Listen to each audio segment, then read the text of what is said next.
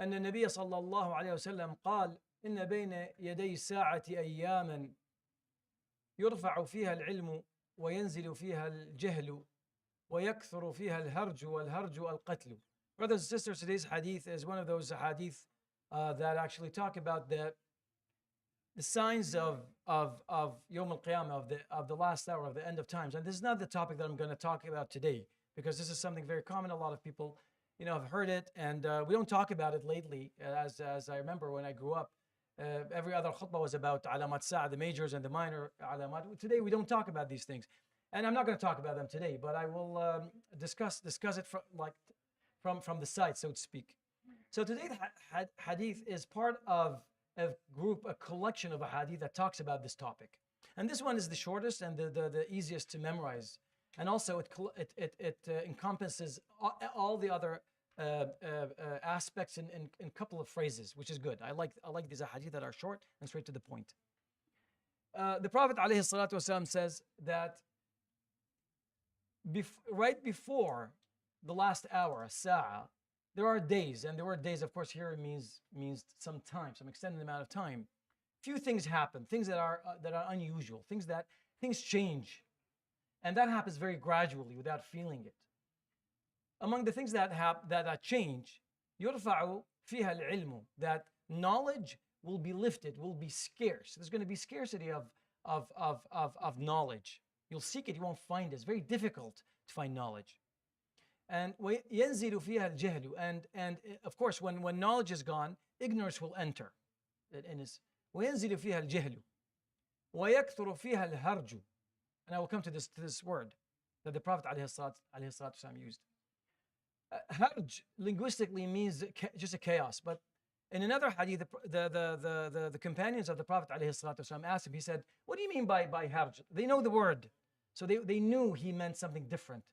He actually meant what's going to result from it, which is basically قالا الهرج القتل, that harj, that chaos will lead to senseless killing of a human being. So, some of the few things that I would like to talk about regarding this hadith.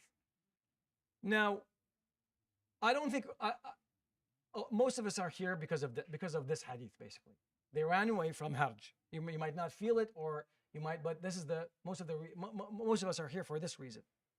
Now, I'm not going to. Some people understand these hadith as, okay, well, now we have the signs of so let's just calculate when it's going to happen. And I don't think the Prophet ﷺ mentioned those signs for us to do that, to actually sit and calculate.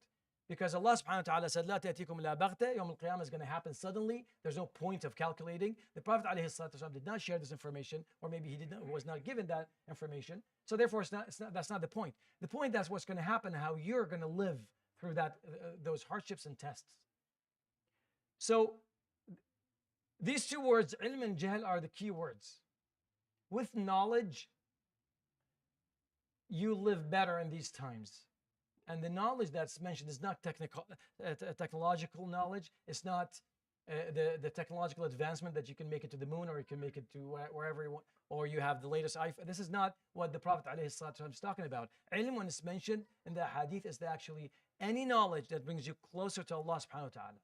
That's the ilm that you're required to know. You can be ignorant of anything else, but that knowledge is a fard ayn, is an obligation, is a personal obligation on you to learn how to do that. And when he says jahl, ignorance, it doesn't mean only lack of knowledge, but also could mean misinformation, disinformation, lack of information, mixed information. There's mixed messages. There's always things to deviate your mind from actually true knowledge. And then what's the end result of that? Harj is actually that. Is the ultimate corruption that could happen to humanity, is the destruction of the human being. When someone gets to the point, I'm not talking about a specific topic, but everywhere that this happens, rest assured, this did not happen suddenly. It came gradually. You crossed the financial corruption, the personal corruption, ethical corruption, until you got to the ultimate corruption, which is basically terminating a human being. So the point that I would like to share I know you had a long day. The point is that we don't hear these ahadith. There's a lot of them. They all start with inna bayna yaday as-sa'a, that between, right before the hour, there are days. It starts like that. It could be a chain of hadith that we can. The idea is not to calculate when is going to happen. A lot of people do that. I think it's useless and it's a waste of your effort. Is actually to understand why the Prophet said that, and what are the tools we have been provided to live through these calamities and tribulations. I hope this was a benefit. يروي الإمام مسلم والإمام البخاري في صحيحيهما عن عبدالله بن مسعود وعن أبي موسى الأشعري قال أن النبي صلى الله عليه وسلم قال إن بين يدي الساعة أياما يرفع فيها العلم وينزل فيها الجهل ويكثر فيها الهرج والهرج القتل. وصلى الله على حبيبنا وسيدنا محمد وعلى آله وصحبه أجمعين. سبحانك اللهم وبحمدك